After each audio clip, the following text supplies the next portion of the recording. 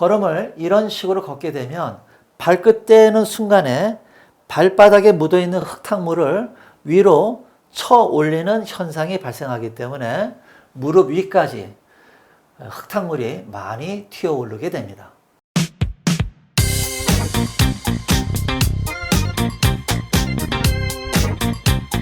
안녕하세요. 걷기 119 안광욱입니다. 오늘도 걷기 관련 질문 중에 많은 분들이 궁금해 하시는 몇 가지에 대해서 말씀드리겠습니다. 첫 번째, 새끼 발가락에 굳은 살이 생기는 이유. 두 번째, 새 신발을 신으면 발등이 압박돼서 통증이 발생되는 이유. 또 발끝이 잘 끌리고 넘어지는 이유. 마지막으로 비 올 때 걸으면 흙탕물이 무릎 위까지 많이 튀어 올라서 묻는 이유. 요 네 가지입니다. 첫 번째, 새끼 발가락 쪽으로 굳은 살과 티눈이 발생하는 이유는요, 발 바깥쪽으로 체중을 지지하는 그런 걸음걸이에서 나타나는 현상이고요. 두 번째는 양발 간격이 넓은 이 걸음 습관에서 발생합니다. 세 번째는 신발과 관련이 있는데요, 볼이 좁고 소재가 단단한 딱딱한 그런 소재의 신발을 신었을 때 주로 나타나는 현상입니다. 새끼 발가락 쪽에 티눈이나 못이 발생하지 않도록 해야 되는 이유는요, 바깥쪽으로 체중을 많이 딛게 되면 약한 구조의 발가락 뼈들이 체중을 이기지 못하기 때문에 평발이 될 확률이 많고요. 또 바깥쪽으로 뻗어 있는 신경이 과도하게 압박되기 때문에 지간신경통이 발생할 확률이 많기 때문입니다. 개선법은 발 바깥쪽으로 체중이 지지되지 않도록 뒤꿈치 중앙으로 체중을 지지하는 것이고요. 양발 간격이 벌어지지 않도록 발 내측을 스쳐서 이동하는 것입니다. 또 한 가지는 신발인데요. 볼이 넓은 신발에 소재가 부드러운 신발을 선택해서 착용하시는 겁니다. 두 번째, 새 신발을 신으면 발등이 아픈 이유에 대해서 말씀드리겠습니다. 원인은 족저 근육의 과긴장으로 인해서 발등이 위로 솟은 경우인데요. 주로 달리기나 달리기가 기반인 운동을 많이 한 경우에 나타나는 현상입니다. 두 번째는 발 바깥쪽으로 체중을 지지하는 걸음 습관인데요. 발 바깥쪽으로 체중을 지지하게 되면 발등이 올라오게 됩니다. 또 한 가지는 발목을 심하게 접질리게 되면 접질리는 방향이 발목이 안으로 회전하면서 발등이 위로 올라오게 됩니다. 때문에 발등이 높아지는 결과가 되는 것이죠. 마지막으로는 종아리의 근긴장이 심한 경우입니다.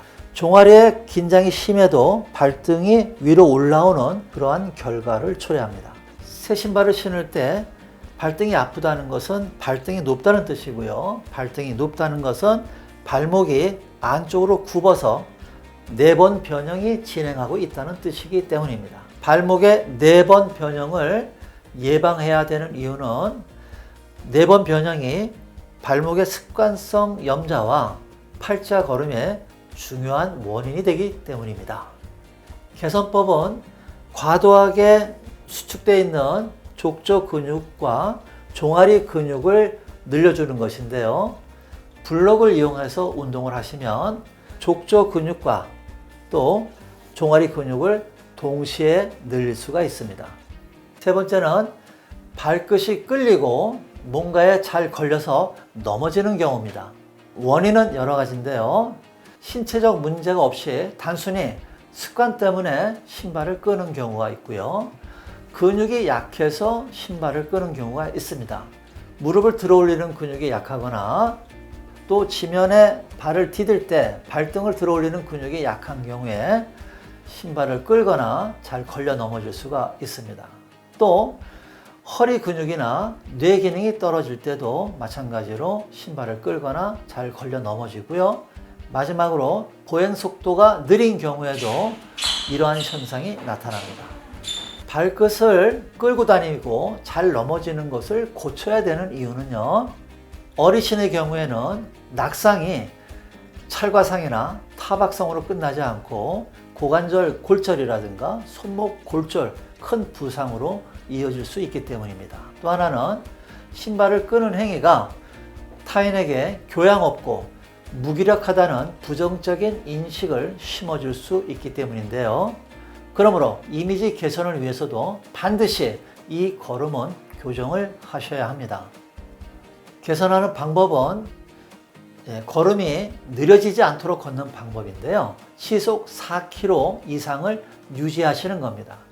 만약 여러분들이 걸을 때 많은 사람들이 내 걸음을 추월해 나간다면 내 걸음이 느리다는 증거입니다.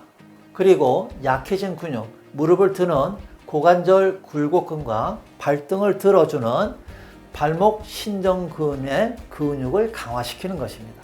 무릎을 들어주는 근육인 고관절 굴곡근, 또 발등을 들어주는 발목 신전근을 강화시키고, 그리고 만약 뇌 기능에 문제가 있거나 허리 디스크 등이 있다면 뇌 기능을 개선하고 허리 디스크를 치료하는 것이 중요합니다. 마지막으로 네 번째인데요. 비 올 때 걸으면 흙탕물이 무릎 위까지 많이 튀어 묻는 경우입니다. 원인은 두 가지인데요. 첫 번째는 뒷다리 무릎을 완전히 펴서 걷지 못하는 걸음. 두 번째는 뒤꿈치를 지면 위로 많이 들어 올려서 발끝을 떼는 경우. 이 두 가지가 원인입니다. 걸음을 이런 식으로 걷게 되면 발끝 떼는 순간에 발바닥에 묻어있는 흙탕물을 위로 쳐 올리는 현상이 발생하기 때문에 무릎 위까지 흙탕물이 많이 튀어 오르게 됩니다. 이렇게 비가 올 때 흙탕물이 무릎 위까지 많이 튀어 오르는 걸음을 고쳐야 되는 이유는요. 이 걸음의 특징이 발가락 쪽으로 심하게 체중이 쏠리기 때문에 발가락에 부상의 염려가 많고요. 족저근막염이라든가 무주해반, 또 지간신경통 등이 발생할 확률이 매우 높아지기 때문입니다. 개선 방법은요. 구부러져 있는 뒷다리 무릎을 곧게 신전하면서 걷는 것이고요. 또 하나는 많이 들어 올려지는 뒤꿈치를 지면 쪽으로 낮춰서 걷는 것입니다. 이렇게 네 가지에 대해서 말씀을 드렸는데 각각의 구체적인 개선법은 저희 연구소의 다른 영상들을 참고하시기 바랍니다. 걷기는 이동수단이 아닙니다.